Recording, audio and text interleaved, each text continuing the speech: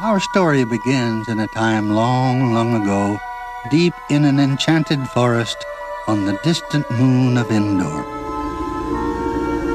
Where's my speeder bike keys? Come on, Jam. You can't beat my time if you can't find your keys. I know. They're here somewhere. Are they in your desk or are they hanging up anywhere? Let me just check. No. I'll tell you what, I'll grab the spares. Okay, let's do it, man. Got them. Right, come on, let's go. I bet you can't beat my time, mate. You got no chance. Oh, I bet you can, mate. I know all those twists and turns, mate. I'll get there. I'm a little bit lighter than you, though, so... Who knows? Hey, who knows? Ah, right. That's where I left the keys. In the ignition, you nerf herder. Come on, let's play a bit of Battlefront.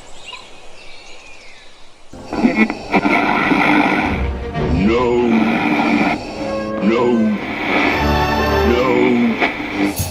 Yes, that's it. Listen. Live from the forest moon of Endor, Radio Free Endor, Star Wars podcast, bringing you news and reviews from the galaxy far, far away.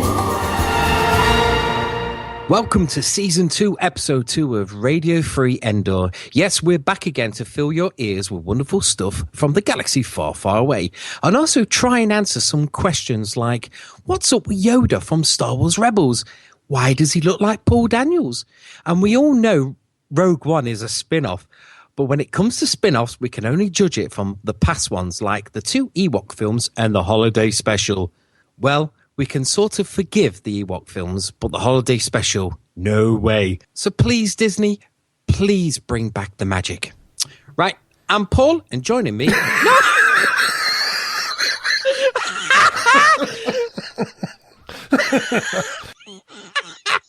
You had a late one. Right, okay, right. I'm Jamie, and joining me is Paul. Hi, Paul. Hello, everyone. How you doing? All right? Yeah, I'm not too bad. How have you been? Yeah, good. Managed to catch the new film this week. So, did you? Yes, so we'll be talking about that a bit later on, yes. Oh, yes, we will. But first, I want to say I've got a bargain of the day, Paul. Okay, what have you got there? Well, I was actually walking to the school with my son, and a friend of his mum's said to me, "Hey, you're interested in Star Wars, aren't you?" I went, "How did you guess that?" And seems I had a Star Wars T-shirt on. And my Star Wars trainers. Trainers? Star Wars trainers. That's another level. Yeah. And she says, "I've got a Star Wars Collector's Edition Monopoly." And I was like, "Have you?" Because I've got one. It's a prequels one. So I went round to her house afterwards, and after the school, and she got it out for me, and she said it's a bit bashed. So I had a look at it, and yes, the box is a bit tatty. But everything is all complete and it's all sealed inside, everything. That might be worth a little bit. We'll have to have a look on eBay at that, see if it's... sell it? Well, not sell it, just to find out the monetary value, shall we say. Well, I only paid her £15 for it. Yeah, can't be bad. It was probably that new, so... You can't go wrong, can you, really? Yeah. Trouble is, when it comes to Star Wars Monopoly games and Trivial Pursuits and stuff like that, is that I often end up playing myself because I'm the only one who knows all the answers. Yeah, and when it comes to Trivial Pursuit Star Wars Edition, I own it. It's mine. Yeah. And I've got all the cheeses to prove it. All the cheeses? Or are they wedges? I'm not sure. I can't think I've ever played it, to be fair. So, yeah, no. We'll have to come around and sort it out. Come and have a go at my Trivial Pursuit, Paul, and see if you could win my cheese. It's probably a bit old and stale now, but yeah. It's been in the attic for some time. It feels like plastic. Yeah.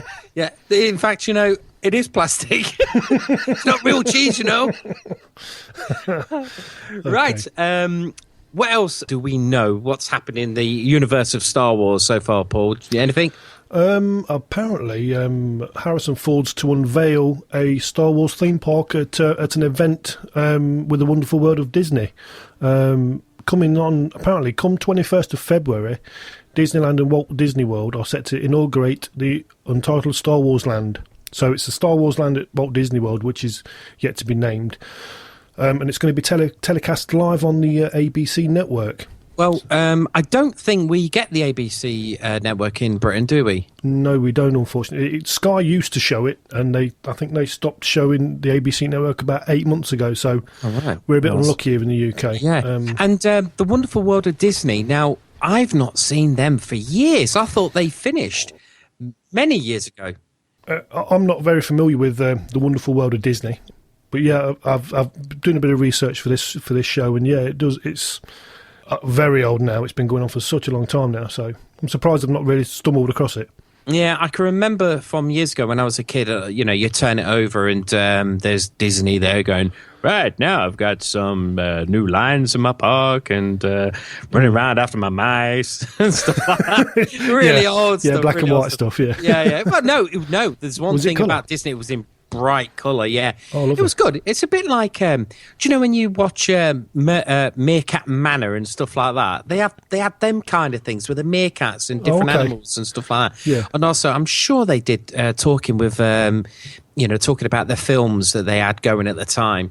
It was more like a channel where they kind of advertised what they were doing and just throwing in the children's stuff on the side. Yeah. Do you know, I think the last one I seen was for The Fox and the Hound, and that's some time ago. That is some time ago, yeah. Yeah. So this this Star Wars land, we haven't got a name for what they're going to call it. Is it Star Wars World or Star Wars Land? Not sure. Like I say, from what I'm reading, it does say that it's unnamed at the moment, but Harrison Ford will unveil the exclusive preview of the Star Wars themed land. So, wow. Well, I do know that when I went over to Florida last year, some of the people that were working on the parks were saying, "Oh, yeah, this is all going to be demolished soon," and I was like, "Oh man, really?" Especially like the Indiana Jones experience, and I was really kind of gutted with that because when I went on it were absolutely teeming down with rain, so they couldn't do. They couldn't do the actual aircraft explosions, so they did this stunt spectacular. And the ball, the big ball in Raiders of the Lost Ark that the rolls boulder. down, the boulder, that didn't work. Didn't work. No, and I was like, man, joking. I just travelled all this way to see this, and I've been planning on it for years and years. It's not working. Ended up being like Wonderworld rather than Disney World. and now it's been demolished. Now, saying that, it's been demolished for something that is something that's going to be awesome. You know what I mean? Yeah, it's close to your acres, Star Wars. 14 acres. It's going to be absolutely fantastic. And now I do know that the CEO of Disney, the chairman, Rob Iger, he says that it's going to have restaurants and rides that are going to be sort of inhabited by aliens and droids and of that particular area in the Outer Rim. Do you know what I mean? So you've got Tatooine, you've got Hoth, and so you would have like the cantina from Tatooine, I suppose. You can understand why it's going to be like a large area. We're trying to ram, is it 3 or 4 different areas into the location? So it should be actually like a day experience for you. Definitely, it should be. Oh my God, yeah. When I went to Disney World last year, it was in the Hollywood Studios, was where Star Tours was, and I was in my element, Paul. I was because for years and years and years, I've always wanted to go on that. And when I took my son on it a couple of times, I went on it. He loved it. Well, I did. You know what I mean? I was like, "You're coming again?" I said, "Do you want to go again?" Yeah, good. And we legged it round again. You know what I mean? It was just fantastic. So to imagine that. But massive, it's just going to be brilliant. And especially how they reckon they're going to have a full-size Millennium Falcon there. That's amazing. I mean, how big is a Millennium Falcon? It's hard to judge. Yeah, it's big. Very big. I think if you look at some of the... if you've seen The Force Awakens, they actually built the Millennium Falcon for The Force Awakens full scale. It's absolutely a massive... But imagine seeing that there. It'd be just amazing. And I think they'll also have... a ride where you could take controls of the Millennium Falcon as it swoops into the centre of an aerial battle between the First Order and the Resistance. Wow, that's going to be phenomenal. That will really, especially. I mean, you imagine as an adult, it's really exciting even as an adult, and you can imagine what it's like for children. We didn't have it back then in our day, so you can just imagine what they're going to be feeling when they go and see something like that. It's going to be amazing. I know my son, he's been saying to me since we come back, can we go again? Can we go again? And I said, yes, we can. And it's not a matter of if, it's when we go back. And I've said to him that as soon as it's all up and running, we're definitely going to go back, because it's be my Mecca, if you know what I mean. But, yeah. I mean, just to go, it would be, because it'd be like to be walking around in the Star Wars universe. Yeah. I mean, I know I've been doing it in my head for years, but this would be something right in front of me. You know what I mean? Yeah, it's like you say, it is like a holy grail for the fans of the franchise. Definitely. It will be. And at the end of the day, Disney, Star Wars is in great hands with Disney, because Disney do pull out the stops for stuff like this. It's unbelievable what they get through. Do you reckon with this life-size version of the Falcon that you'd actually be able to go actually on the Falcon itself and explore in it? Well, I've heard that, it's all speculation at the moment, but they did say that when you're going into the park, you sort of walk through a certain, like a terminal, or through corridors, and you're actually inside the Falcon, and you walk down the ramp, and you're in Star Wars world. So it looks like you've just landed, and come off it. But I do hope that they can do it so you can have like a tour around it, because I always said to my wife, if I ever won the big lottery, I would build a full-scale Millennium Falcon and rent it out for parties. Of course, not fly it anywhere. They'll have to come to me. But have kids' parties in it and stuff like that. Talking about a full-scale Millennium Falcon, there's actually a website out there called Building a Full-Scale Millennium Falcon. There's this guy it's his pet project. He's actually building a full-scale one in his yard or somewhere like that. I'll have to dig out the link and send it to you, Paul. Oh, okay, it'll be interesting. That will. A hell of a lot of work in front of him. Oh my God, yeah. I know. He's put some videos onto on the net to show where he's going, and I think he's been doing the cockpit of it, and he's spent a lot of, he's going to spend a lot of money, but he's bought these special books that come out with detailed blueprints of the original ship as it was being built in Pinewood Studios. Oh, wow. So you can have like basically almost a one-to-one replica, Yeah, you can do, yeah. And I always remember from years ago when there was, whatever happened to the Falcon from Empire Strikes Back, in London, and they just chucked it on the tip. Once they finished with it, they chucked it on the tip. You're joking? Smashed it up, just smashed it up. Either they didn't realise how big the film was, or you thought they would have sold parts of it, like Wembley Stadium with the turf. Yeah. Well, in them days, they just didn't know, did they? No. There's a couple of photos out there where you can see Luke Skywalker's land speeder on top of the Egyptian god of Horus, I think it is, from Raiders of the Lost Ark. No, the big dog that Indiana Jones swayed to get himself out of Well of the Souls, and it went through the wall. You can see that, it's just loads of memorabilia just being chucked away. It's just being chucked away. It's amazing, isn't it, really? There's a man in America on TV who goes around and finds people with movie memorabilia. From like, say, James and the Giant Peach, or bigger films. You've got obviously Back to the Future, and all, and he basically auctions these things off, but he finds them. And it's amazing where he finds them. They're just like either left in an old shed at the bottom of a garden, completely rotting away by the original creators. And he takes these on and he sells them on, and it's really interesting. I love things like that. Yeah, I watched a video on YouTube from the Comlink, and David Collins went round to this guy's house, and in it he had the original Death Star from A New Hope, the actual studio filmed replica. Well, not replica, the original. The screenshot one. Yeah.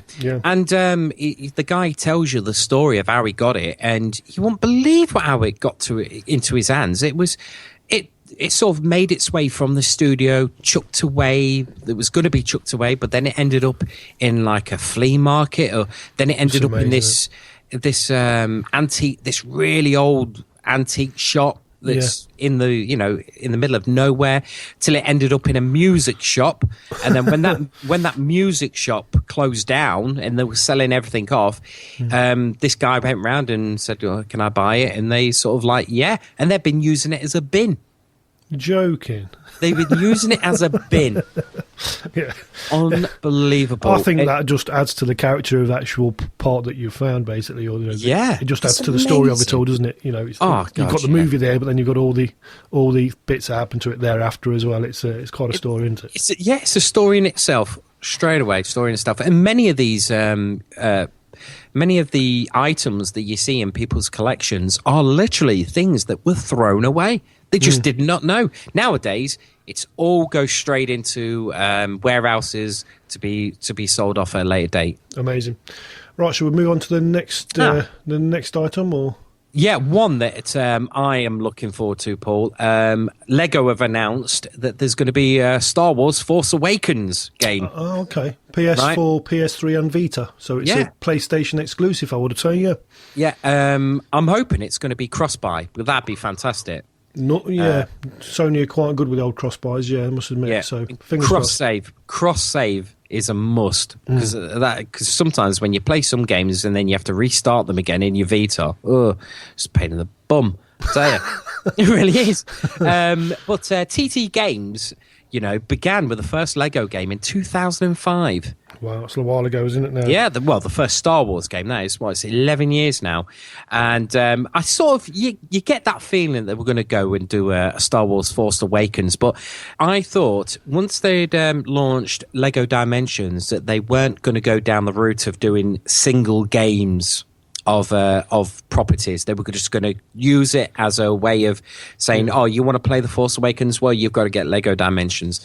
Just like what they've done with the Back to the Future, the Ghostbusters, and Lord of the Rings and stuff like that. Okay. Now, so it's great news that they've said, no, it's going to be a standalone game. The Force Awakens is coming on the June the 28th. And I think it's going to have some exclusive content and characters for the PS4 and PS3 as well. Oh, okay. Yep. Exclusively DLC in the form of either is it a droid character pack and a Phantom Limb level pack or something? Yeah. Now the Phantom Limb ain't got a clue. The only thing I can think of is I've been watching this series on Disney DX XD. Disney XD. Disney XD. Yep. Disney XD, and there's a character in the Lego Yoda Chronicles that's like a force-sensitive clone trooper, but he's got an arm that's sort of see-through, like a phantom limb, and that's the only reason a phantom. So I think it could be that. I'm not too sure, but it could be that. But that's it would be if they're as we were talking about Battlefront being in the different eras. They can't do anything in the present, as in now. Yeah, that's correct. They can only do stuff that's in the original trilogy. Well, if they use that would make sense, because the Phantom Limb character, if I'm right, I might be totally going off on it. I might be totally wrong here. That is in the prequel era, so they can use it. What I like about the Lego games, Paul, is they're really easy to get your trophies on. Yeah, trophy hunter game. Definitely. Oh yeah, if I need to do some trophies, I go, right, Lego, stick it out, boom it on, done that trophy. And I think I've got them all. I think I'm only missing a couple of the games, like the new Avengers one that's come out and the Hobbit. I think they're the only two I'm missing, but the rest I've got. In fact, I've not even played the second Batman, the Lego Batman game, but they are good. Oh, they are good. I did love the Harry Potter ones. Okay.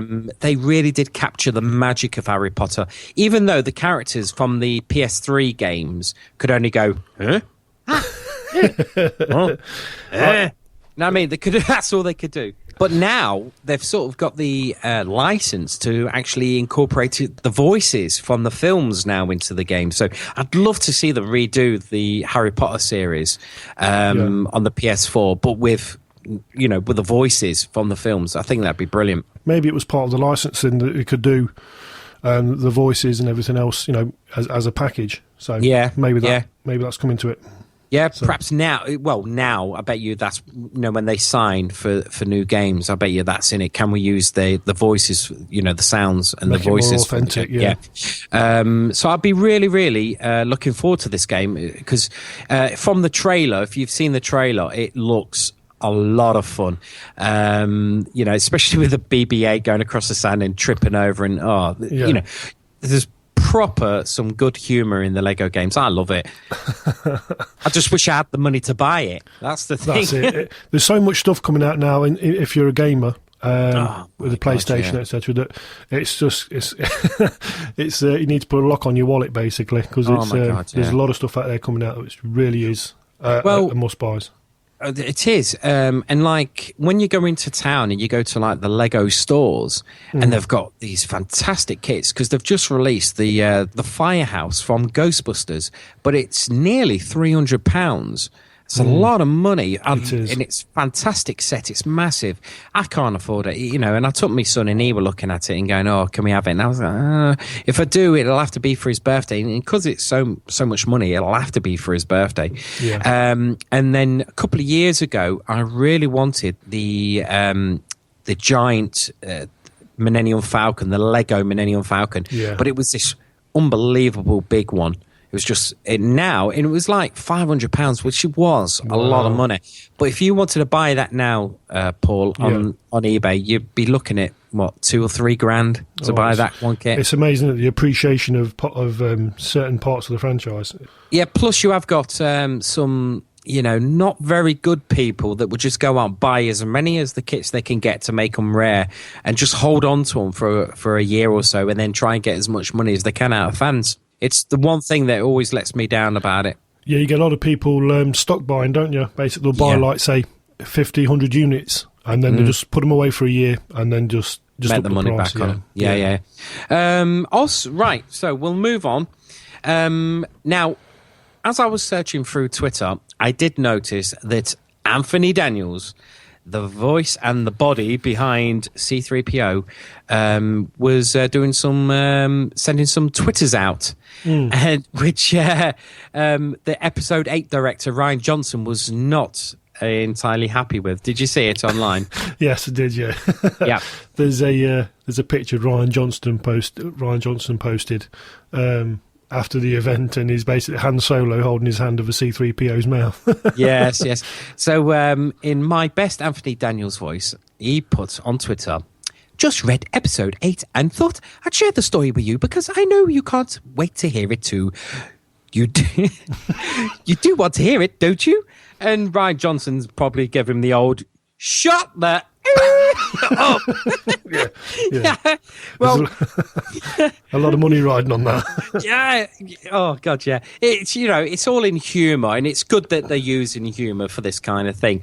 But I think Anthony Daniels had put on Twitter that he did not like how much secrecy was being put onto himself, that they couldn't, any little words that they put out, they were being said, "No, you can't say that," and it'll have to be withdrawn. And because the beauty of the net, once you've posted it, it's everybody's there. Even if you move it, it's still there. Yeah. I do know that Ryan Johnson had also done some dubious tweets himself years ago about the prequels. And they weren't that nice, to tell the truth, Paul. He really did come down heavy on them and kind of slagged them off a bit. Yeah. But the moment he got the gig for episode 8, they were removed.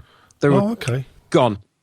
But some people had read them, and you can find them on the net, and we can only hope that he does a good job with episode 8, because there's going to be a lot of money and a lot of hopes riding on this, because The Force Awakens earned a lot of money. It did, yes, an awful lot. We spoke about that last week, didn't we? Yeah, a lot of money. So if he doesn't pull it out the bag, then it's not, Disney are not going to be happy. I think if the film is as good as episode 7, then we've got nothing to worry about. Yeah, it should be. Also on Twitter, did you happen to see John Boyega's photo that he put up about his training for episode 8? Apparently he's building himself up, isn't he? Yeah. Proper bulking himself up, isn't it? Training well, yeah. So I wonder what's going to be happening for his character in the next one. Well, and he's definitely going to need some back surgery, that's for sure.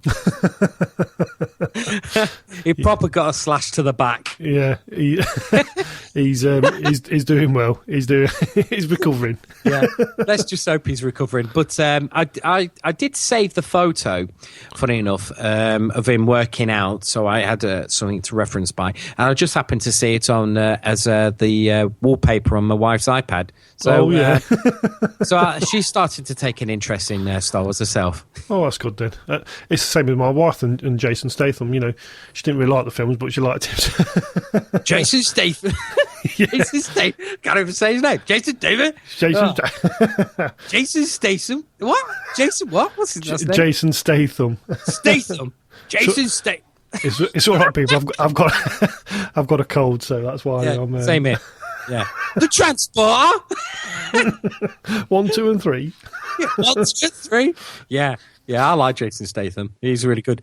Funny enough, just saying about Jason Statham, did you see him in Paul Feig's Spy with Melissa McCarthy? He was really funny in that. If you get a chance to watch that, it's really funny. There's quite a few of his films I've got to catch up on, The Mechanic and all things like that. But get onto old Netflix and have a wander through, see what's on there. Yeah.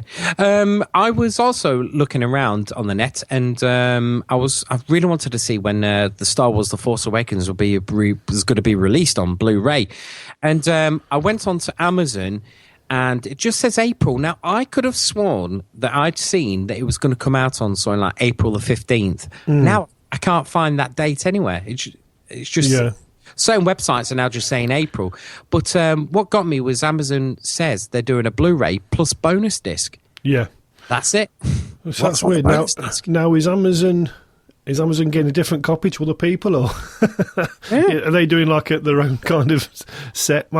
Amazon have really brought us out quite a few companies, haven't they, recently? So you never know, do you? Yeah. I wonder if they're going to do an exclusive free Death Star or Starkiller base with that.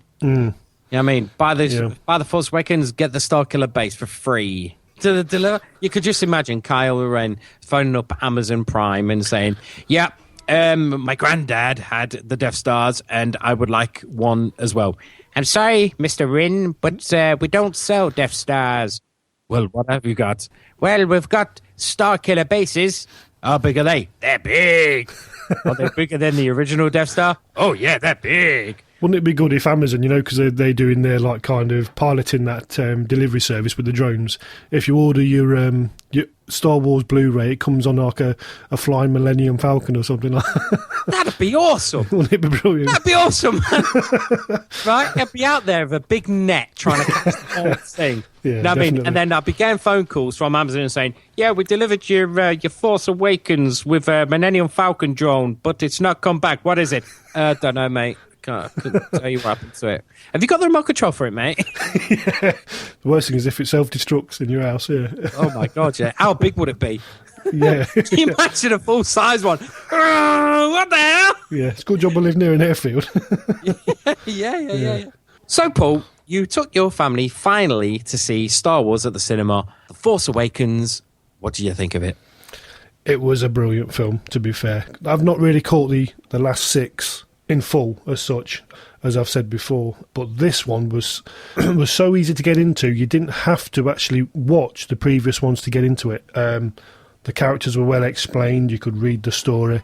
There was a lot of controversy. You kind of asked yourself a lot, why was this happening in the film, and there's reasons for this. And from understanding parts from the other films that I've seen, you kind of piece things together really easily. There were some key things. There was the funny bits with Han Solo, like silly one-liners and things like that, I like it when Finn says to Han Solo, goes, "Oh, we'll just we'll get the Force to do it," and then Han Solo goes, "The Force don't work that way." That initial chase scene in the Falcon was brilliant. Unbelievable, wasn't it? Finn, yeah, it was awesome, and Finn really just kind of throughout that minute or two. He started to hone his skills with the guns, and yes. He came from being really rubbish to actually starting to find his feet, probably find a bit of a kahuna, shall we say. It's funny you should say that, because when she first got into the Falcon, it's like she did not know how to fly it. No. And then all of a sudden, she could. That's in that, all of a sudden, it just come to her. And as then, if the Force kind of kicked in or something. And there's one thing that The Force Awakens has taught me, is that the Falcon is made of the same stuff that black boxes are made of in aircraft. Okay. Yeah, the flight recorders, because it's like indestructible. Yeah, it done a bit of damage on the way out, didn't it? It crashed a couple of times there. My God, it does. It smashes into everything. You know what I mean? Yeah. It was actually... Han Solo flies the Falcon like I fly the TIE fighters in Battlefield, smash into everything. Apart from them, I get destroyed and he just carries on. And isn't it strange how Rey and Han Solo said the same things at the same time when they first met? You know, about compressors on the fuel lines or generators and stuff, and it was as if they knew each other, but they didn't. You know, I wonder if that's part of Luke coming through in her. It could be. You know, you just don't know, do you? Well, Bob Iger and J.J. Abrams have always said that the Force, the Star Wars episodes are going to be all about the Skywalker family. So technically, you have got Kylo Ren is a Skywalker himself, because he's Leia's son. That's right. But you know, we can debate this all day long, Paul. All day long. We definitely could. Yeah. Yeah. But overall, the film, it was an absolute blast. The kids loved it from start to finish. Yeah. She'll definitely be interested in it from now on, going forward, and obviously learning from it. And like I said to me in the last podcast, I'm going to go and buy the Blu-ray box set of the previous 6 films and sit and watch them, and the kids will be definitely interested. So I owe it to do it, really. If I'm doing a podcast like this, I need to. yes, and you have to bone up on all the Star Wars Clone Wars as well, and I've got them on Blu-ray. Yeah. I've got all of them on Blu-ray, and there's a list out there of showing you what order of the episodes to watch them on, so they're in chronological order. Yeah, but what do you recommend, though? Do you recommend watching them in that order that you just mentioned, or do you recommend them? To me, it's a lot of faff. It's a lot of faff where you whack in the disc and just let them play. Let them play. Just watch them from out of the way released. Yeah, you can. If you've got time on your hands, then by all means, watch them in chronological order. Yeah. But they are really good. They're really good. And I'm just waiting for the second half of the Star Wars Rebels to start up in the UK. Because, like I said at the beginning of the show, Yoda looks weird. It looks totally weird. It looks like Paul Daniels. Yeah, he's got hands like some of the prawns off District 9. Yeah, yeah. And for you listeners out there, Paul, you know who Paul Daniels is, don't you? Yeah. He was a magician. A TV great, as we could say, wasn't he? Old school magician on ITV and the BBC in the 80s and 90s, and I will be posting a little photo to show you how they do look similar. I think it's his ears that give it away. Yeah, it's just a strange decision, you know, to considering what Yoda looks like. And then sort of go to the way that he just looks like an old man sitting on a rock with big ears. Looks a bit weird. Looks weird. Just looks weird to me. Right then, Paul. What the hell is going on? Seems to have a major power failure here. Systems are all shutting down. What's going on? Oh my God! It's the power converters. You know what's happening now, don't you? The rest of the show's just me and you again. Oh, yeah. It seems that all our recorded equipment's all going all up the spout. Haywire. I don't know. All we've got left is this machine we're on now. Yeah? And that's all we've got, so... Talk about being on systems backups. Do you know what I think it is? I think it's that Ewok. I caught it on the security camera the other night. It was spraying something on the side of the building. It was. Was it? We have to have a look later. I think it's log ray. We've got to get some cameras fitted. We've got to get some cameras up. Yeah, we're going to have to. It's getting a bit rough around here. It is, man. It's getting like a bit of a battlefront out there. Right, seeing as it's me and you then, what we're going to talk about now? Oh, I tell you what I'm going to talk about. Going to talk about some new stuff that's come to light. Some new news. Some new news, yes. Right. Now, there's just been if I just follow my finger up my iPad. Right. Right, where is it? I've lost that news. There it is. Do you know what, Paul? There's something new out there. What do we got? Well, it'll be new out there soon. Apparently, do you know in the New York Toy Fair, which should be kicking off either last weekend or this weekend, should be. But do you remember the BB-8s, the little mini BB-8s? The one that you purchased a few weeks ago. Yeah. Well, I got it, I think, a couple of days before the film came out, but it's awesome. It's really good. But it's really, really small, and you could do with a really, really big one. And apparently, there's a firm called Spin Master. Spin Master, okay. Spin Master. Do you know... It's a strange name. I've never heard of it before. A company called Spin Master are making they're going to release a life-size voice-activated BB-8. This is going to be one of those state-of-the-art droids where it's over in the corner and you're going to go, come here! Come here now! And it ignores you, goes the other way. And it goes the opposite way. I've had a couple of voice-activated... And funny enough, I've got voice-activated dogs. Stop it! No, lay down. No, don't work. Don't work. Don't work. I tell you. Right. But funny enough, Spin Master. Now, when I was at school, that meant something totally different. Yeah. It depends what school you go to, really, I guess. Yeah, it is. Yeah. Also, did you hear about Lego, a new TV show? Yeah, it's this children's cartoon one, isn't it? It's coming on Disney XD. Yeah, Lego Star Wars: A Free Maker Adventure.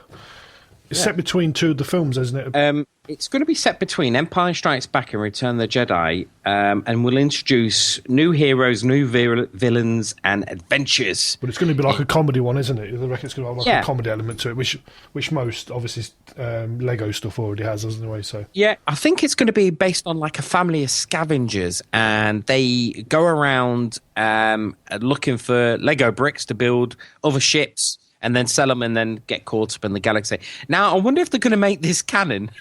That's the point. Also, right, I've been looking through all the bits and bobs of news. And apparently, the production company, I think it's called Foodlies, going to be sued for Harrison Ford's injury on... his broken leg, yeah. I read about it myself, yeah. It's funny, because it's the health and safety are going to sue, because he did suffer a broken leg due to being struck by the hydraulic metal door on the set of the Millennium Falcon. Do you know what I want to know? Go on. Where was health and safety when Han Solo was standing on that massive gantry just before he got it by his son? Yeah, and they're going to sue his son for that. Yeah, while we're here, let's sue Kylo Ren as well, hey? Where's the first Empire health and safety expert? We want to see them as well. Get them in this office. Libel strikes back. Just when you thought it was safe to go into the courtroom. Judge Julie. Return of the libel cases. Also, Paul, I was watching a bit of TV the other day, and, well, do you know how America gets Star Wars Rebels? Yeah. And then we have to wait a long time. Well, I was just sitting in the kitchen. I was flicking through me planner on my Skybox, and I got the latest episodes down. So I was eating my breakfast, and I was watching them. And I watched the last episode, and it was called... Bear with me. Get down! Voice-activated dogs. Get down!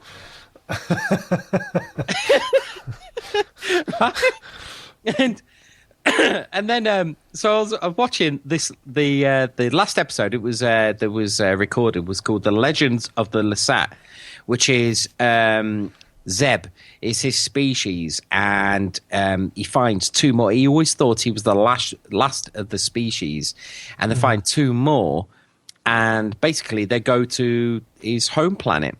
Okay. But I have to say that the music to the episode was fantastic. It was done by a guy called Kevin Kiner. Yeah. And he has got a SoundCloud where he's put on literally all the music from his TV shows. That's good. That's good. Yeah, it's really good. I thought it was proper orchestra and everything. Really good. A lot of your music you like is very orchestrated. I'll tell you what it did remind me of, Paul. It reminded me of one of the tracks off the reboot of Battlestar Galactica. Not familiar with it myself, but yeah, I'll have to listen. I can't think what the track's called though, but it was very good. With the magic of editing, if I can think of it, it will play now.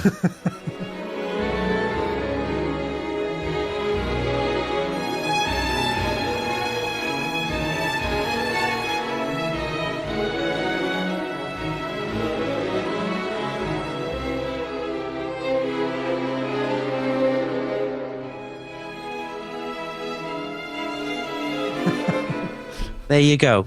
Pretty good. And talking about Star Wars Rebels, I just happened to catch the episode of the new hosts for Star Wars Rebel Cast, Nick and Josh. Yeah, it was over a 2-hour show, wasn't it? Something or yeah, it was. And it was very entertaining. It was a bit like ours, actually, Paul. There were two guys, but better. Yeah, two guys sitting there, interested in Star Wars. Yeah. And really went off on one. They went out there just like us. Well, I've really got to catch up on the franchise. Don't worry, I'll put you in the deep end. Do you remember that scene from Star Wars where Vader came over to that other guy and said something? What was that, Paul? Vader came... Because you don't know? No, I've not got a clue. I'm out the loop. Also, oh, no. Did you also see a bit of animation that was out called How It Should Have Ended? I've not seen it now. Obviously, you've mentioned it a bit earlier before we started recording the show. But yeah, you've said it was a famous scene. Was it been reenacted or something? And... It's really good. How It Should Have Ended. Been doing all sorts of films like Jurassic World, Superman, Batman. It's just really good. And done Ant-Man. The Ant-Man one is really good. Yeah. He goes, I'm Ant-Man. And he goes, and I'm Batman. Batman. I wonder what they'd make a Lord of the Rings, seeing as it's already got There is about... the Lord of the Rings one. I was going to say it's already got There about... is the Lord of the Rings one. The original film's got about 13 endings in it. Yeah. And but recently they've just done The Force Awakens. And that is really funny. It is really funny. One of them is where Kylo goes in to see Supreme Leader Snoke. And we all know that he's voiced by the talented Andy Serkis, who just happened to have did Gollum. Now, Kylo Ren goes up to him and says something on the lines of, yes, Rhaegar's here, we should capture it. And you've got Gollum sitting there on the throne going, get me the precious. And he goes, right, the precious. Are we talking about the girl here? Get me the precious. Really, really funny. It had me in stitches. And even Nicholas was laughing his little heart out at it. Also, Paul, we've had some sad news about the death of an actress from The Phantom Menace. Yeah, it's Aletha McGrath passed away, yeah. She played Joe Castor New. And she was 96. Her character was the Jedi librarian, you could call her. Okay. She was in charge of all the records in the Jedi library. Okay, so was she in quite a few scenes then, or just... She was, yeah. In the original, in The Phantom Menace she was. Was she in... No, it's not The Phantom Menace. She was actually in Attack of the Clones. Okay. It was Attack of the Clones she was in, sorry. Yeah, sorry, my mistake. Attack of the Clones. So she's passed away, but at the age of 96, you can't argue with that. That's it, yeah. I mean, we all get old and she's had a good shot. She's had a good innings. Also, I know we were talking earlier about the wonderful world of Disney, but between then and now, there's some other bits have come about the wonderful world of Disney, and there's been a promo that's been online, I think, on the EW network, and they just show you quickly some clips of one of the ideas for the ride for the Millennium Falcon. Oh, okay. Looks really good. Basically, you're in the cockpit, flying around everywhere. Yeah. Oh, not awesome. Yeah. Yeah, so that should be on the 21st, so we should keep an eye out for that. And I take it that'll be like a virtual reality kind of effect where it's just a screen in the front of the helm, so to speak, and it's be motion simulated, I would imagine, Yeah, it should be. I can't see them shooting around in a full-size Falcon. Yeah, it will. Do you imagine that? What would be good if in Universal Studios they had a Back to the Future ride, and basically you got into the DeLorean. It was like an 8-seater DeLorean, and you was in like a dome, which was all... The whole thing was made up to look like a cinema screen, so it was 180-degree screen, you know what I mean? But then they replaced it with Christie's Funhouse. I didn't like it. I would have liked to have gone on the Back to the Future one, but they got it for... They swapped it all out for the Simpsons World. Yeah. Now, what I was thinking of, maybe it's something like that. It's like an 8-seater Falcon cockpit, which is on hydraulics, which moves around, and then you've got the cockpit in it, so it'll take you through the space battles like that. That's what I was thinking about, but until the 21st, we don't know. We just don't know. So, so like I say, catch it on is it ABC? Isn't it? Catch it on ABC and see how it goes. Fingers crossed. Fingers crossed. It's as good as what we think it may be. Yeah. Also, we've been looking around on the internet. There's been some stuff for the Star Wars Podcast Awards. Now, you can go on to the actual Podcast Awards website, and then you can vote for your different favourite podcasts. Unfortunately, we're not on this, Paul. Well, that's all right. We just overlooked us again. Right. Well, they have got some fantastic ones like Rebel Force Radio and Coffee with Kenobi, and some others. Unfortunately, my link's not working. Yeah. Star Wars Podcaster Awards.com, that's it. The categories are adaptation of fan fiction. Yep. New shows of 2015, 2016. Oh, we might get on that one. Collecting and gaming shows. Original premise. Assembled cast. Podcasting network. Fanboy host. Yay! Podcasting and editing. Production and editing. That'll be you. That'll be you, Paul. Fangirl host. Yeah. Right. Show logo. That'll be me. Let's get in there with that one. Show logo. Interviews. Well, yeah. Keep this out. Star Wars Rebels review show. Right. I know who I'm going to vote for that one. I'll vote for Nick and Josh. Nick and Josh for that one. And we've also got intro theme. Ours is pretty good. Ours is pretty damn good. I like ours. Yeah. Varied discussion. I wonder if that's varied discussion going off topic. That's what. Yeah, it could be. To be fair, we are quite good at that when we are when we're let loose. You've got two more as well, which is literary podcast and website content. So the nominees will be announced soon. So I'm going to click get involved. Yeah. So I'll get involved in that, and I'll start doing some surveys, and I shall put a fake name in, so we can start, and you do it, and then how many family people are in my family? Yeah. So there's at least 10 I can do. Did you used to have a real big family, so you never know. Yeah, we get all our family and friends to fill that out, and we'll try and win that one. That'll be good.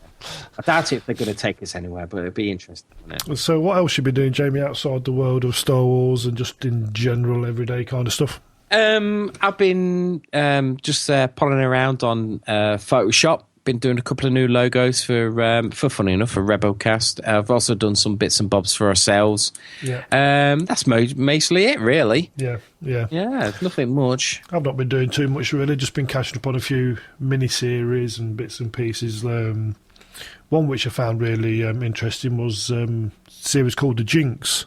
Oh, yeah. About Robert Durst. His family's got like a real big business and multi-millionaire. And, and it's about basically the life and deaths of Robert Durst. What it was, a film was made about him by Andrew Jarecki.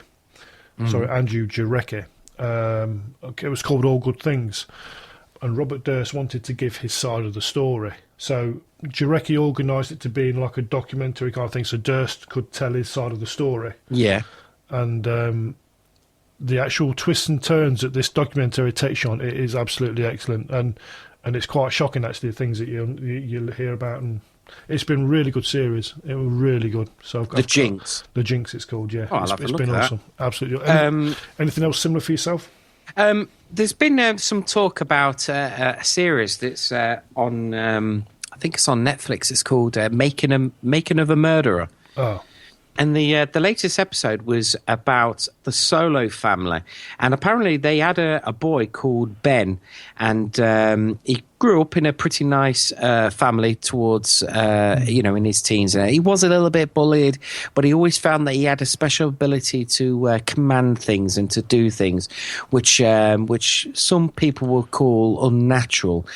And in the end, he found his uncle, and his uncle said, look, I'll be able to help you.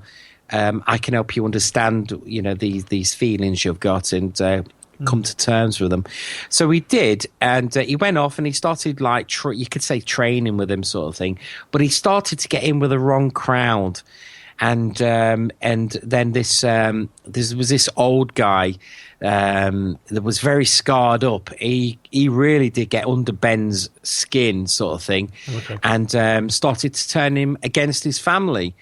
And eventually the guy left he just walked out from his family and left. And he started going around villages, killing people, torturing and killing people. And in the end, his father turned up and tried to bring him back to the family, to the fold, sort of thing.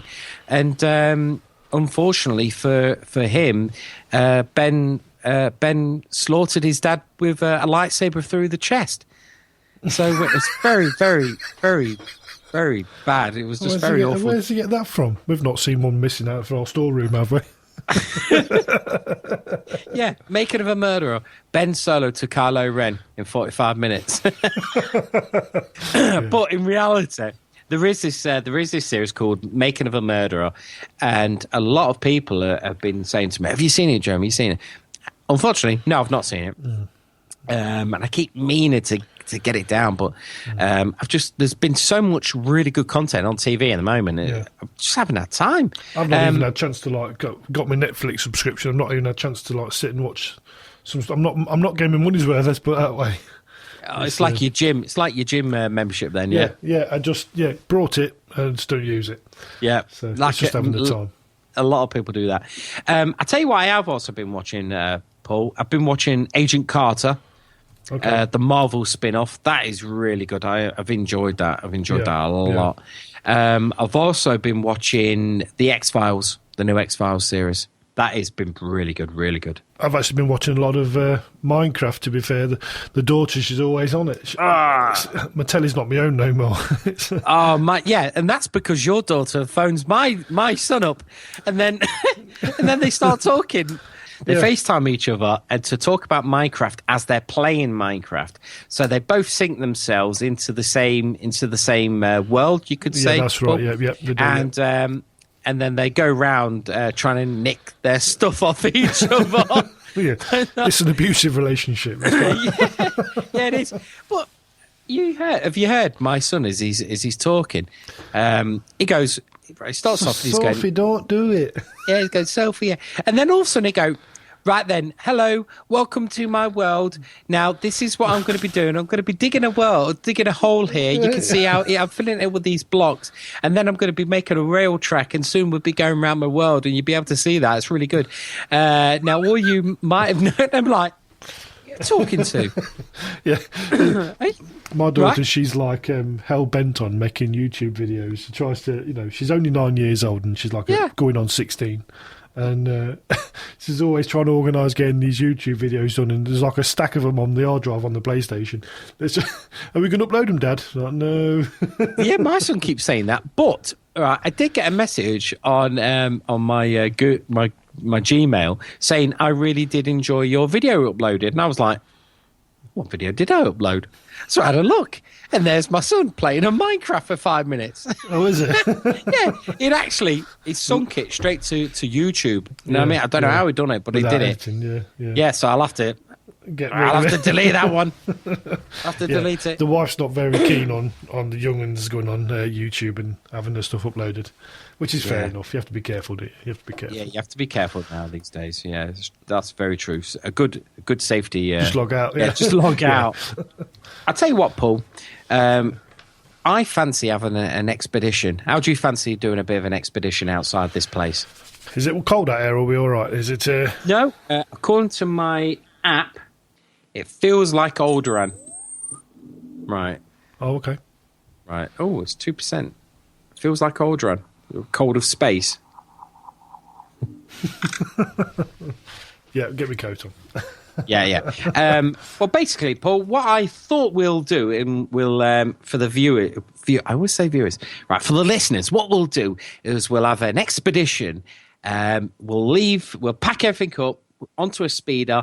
We'll leave EHQ, and what we'll do is we'll go and visit the famous locations on Endor, like where Darth Vader was cremated by his son, and we'll also go to the Ewok village, and we'll also go over to some other locations like the old Imperial base and stuff like that, and we'll have a good look round, see if we can get some power converters for this place. So it seems to be fun to bits. But I thought it'd be a good day out, and we can have a good look round and do a bit of scavenging. How'd you fancy that? Go on then, why not? Yeah, we'll do that for another podcast. We'll do that. Yeah. Also, I might have some good news on some forthcoming interviews.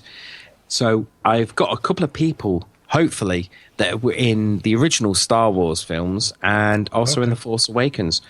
Can't promise nothing because it's all down to scheduling, really. Yeah. Paul, I've been playing on Star Wars Battlefront, and I finally got to level 38 today. Wow. But I've been playing this thing called Hunt the Hero. That's been pretty good. But it's literally, you got to pick a weapon that's got fast shots. And so when everyone else is shooting him, it's got to be like your shot that actually kills the hero. So then you can be the next hero sort of thing, or villain. Okay. Nice one. Double XP, isn't it? I wish. I tell you, I don't know. I don't know when it seems to be far and few between when they put on the double XP. Yeah. But I'll tell you what, the new levels that they've introduced onto it are really good. I've not checked them out yet. Not a chance. They are really good. There's a Tatooine one where you're on a Tusken Raiders homestead sort of thing, and it's proper in the caves. It's like running around the Grand Canyon. It's really good. Oh, brilliant. On one instant, though, for some reason, it was they just did a match where it was just me and one hero. And literally, every time I peeped around the corner, he shot and killed me. Because their shots literally kill, one shot kill sort of thing, where yours are like, blah, blah, blah, blah, blah, got a kill for it. I was thinking, what the hell's going on here? He had 52 kills on me before all of a sudden, it started bringing people into the game. And I was thinking, come on here, you've got to pull your finger out of this. It's very unbalanced on the older multiplayer side, isn't it? Yeah, it is. But for once, because of the new character skins as well, that you've got when you're playing the Hoth, you've got Luke Skywalker, Han Solo, and Princess Leia actually wearing their Hoth outfits. Yeah. So it makes sense now. Yeah, they changed the outfits, didn't they? Yeah. Yeah, and I think they've changed they've redone the voices, because remember me telling you how the voices for Vader and the Emperor just weren't that good. Okay. I think they have. I think they've upped them. I think they've upped them and done better ones for this time. I know it was quite a big patch, wasn't it? It was quite a big patch. It was a big patch, yeah. It was a big patch, but unfortunately, still they've not sorted out the matchmaking side of it. It's just they've still got to sort that out. But what I did want to ask you, Paul, is you've been playing some other new PlayStation games, haven't you? Yes, I managed to pick up Unraveled this week. A friend of mine decided to treat me to a PlayStation gift card, and so I picked up Unraveled. and it's actually really quite good. Well, I've not. I think I've seen a little video of it at E3 last year, but I take it you've been playing it. I've only played the first level. The kids obviously taking over with Minecraft again as usual, but tell us a bit about it. Yeah, it's basically all physics based, and your character is basically made of yarn. As you go through the levels, you unravel. So you've got a limited amount of yarn to play with, and it's basically like a platform puzzler. So it's physics-based platform puzzler.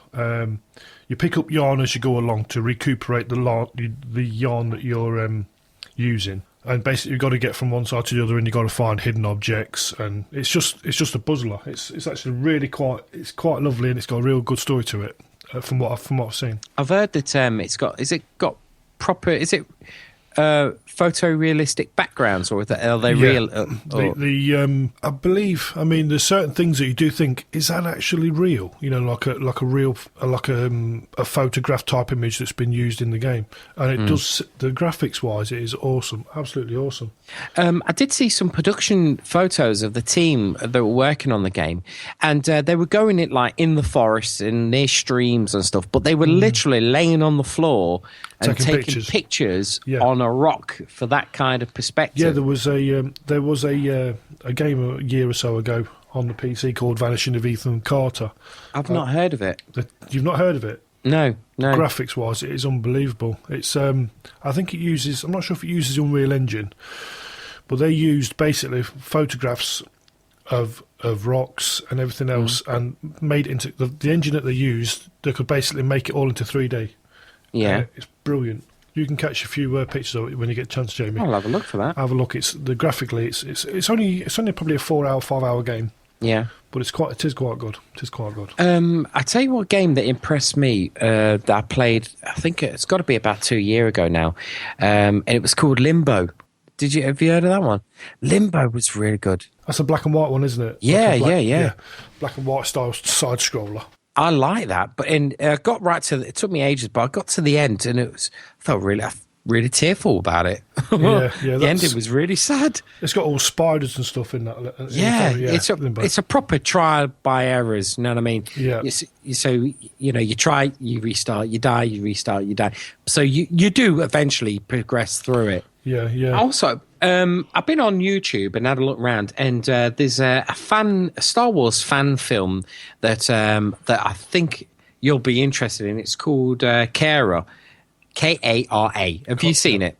I have actually seen it. Yeah, Kara. Yeah, Kara. Yeah, I think it's pronounced Kara. Kara. Kara. Yeah, excellent looking clip.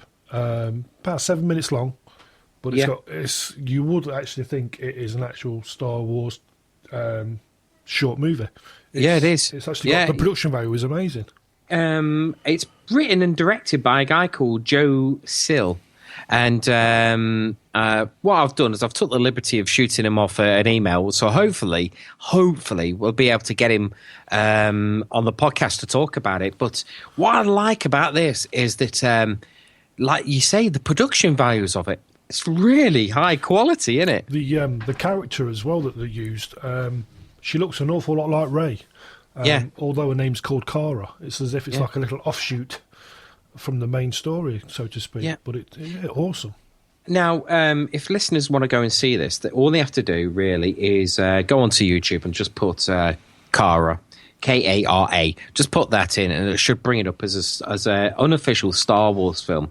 Now, it's 7.5 minutes long, and for a fan film, it's really good. It's really good. It's basically, to what I've gathered from it, it's a story about a father taking his daughter across, you could say, it looks like Tatooine a bit, looking for sanctuary because his daughter is a Force user. And unfortunately, they get entanglements with the Imperial forces. It's just a really good film. Yep. I'd like to see what else this guy's done, because if he can do fan films this well, what else can he do? He definitely knows his stuff, and it's. I'm not sure if anyone else from the Star Wars universe themselves were involved in the actual effects. Just looking down what he's actually put down, I think he's done the special effects himself with himself and another person called Luke. But of course, they've used the original sound effects by Ben Burr. He's Lucasfilm's guy to go to. But also, he's got involved in it the 501st Legion and the Imperial Sands Garrison. So I take it that they are the ones that patrol the deserts sort of thing, Tatooine and that, and Jakku.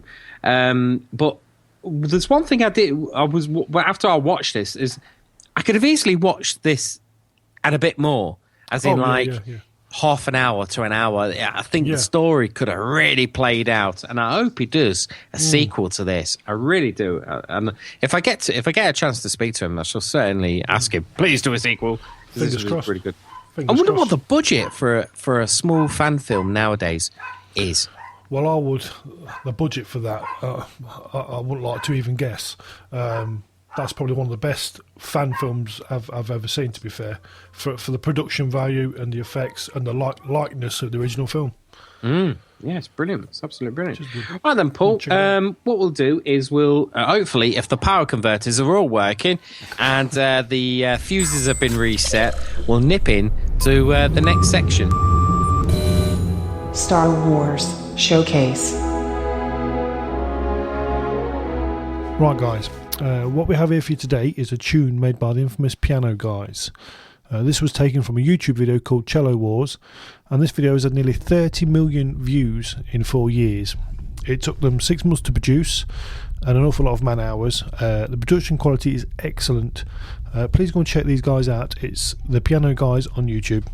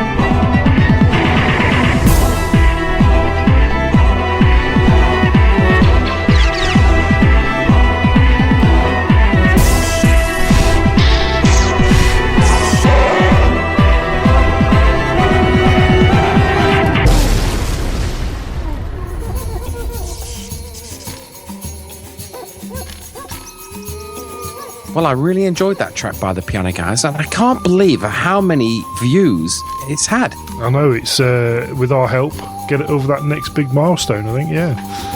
Just before we sign off, Paul, I'd just like to say a well done to Lucasfilm for winning Best Special Effects in the BAFTAs for Star Wars The Force Awakens, and also John Boyega for winning Rising Star at the BAFTAs as well. That's fantastic, that is, isn't it? Yeah, seen that on telly. He looked really happy with himself. He did say something along the lines of he doesn't know how he's going to be at filming the next day because he's got a big smile on his face. Yeah, that's true. A bit sorry that John Williams lost out again on the BAFTAs, but let's hope he will win Best Score for The Force Awakens at the Oscars at the end of this month. So the next time we'll be recording, we should know. We should do.